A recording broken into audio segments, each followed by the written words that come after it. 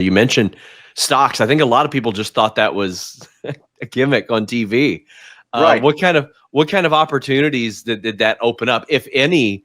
Because I mean, obviously, it translated well on screen.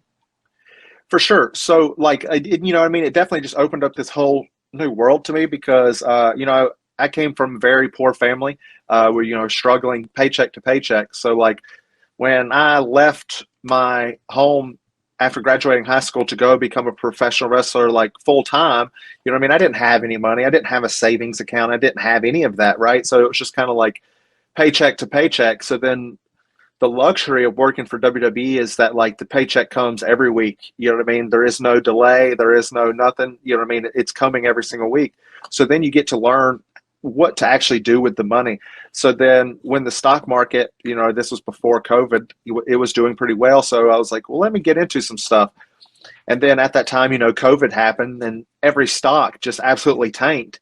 And then it was just a matter of like, you didn't have to be really smart. You just had to have like optimism in the sense of like, well, if the world comes back to being normal, these prices, these prices are just going to go back to normal. So like, just look at something that was, for instance, Dave and Buster's at the time before COVID was like $45 a share. And then when COVID happened, it dropped down to $4.50 a share. So it's like, if the world ever just comes back, that's 10x your money, right? So like, it was really that simple. And, I was very fortunate. That is exactly, sorry to interrupt. That is exactly what I did. Like I was moving. And again, I came from very, very humble beginnings. I've been saving up my money to buy a house. Well, 2020 hits. I was not buying a house then.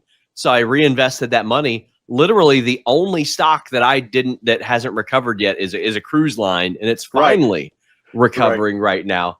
I will say that I regret selling my stock in Zoom in December of 2019. That is a big regret. Sure. Yeah, because then COVID, that was like one of the only stocks that like really blew up, right? Yeah.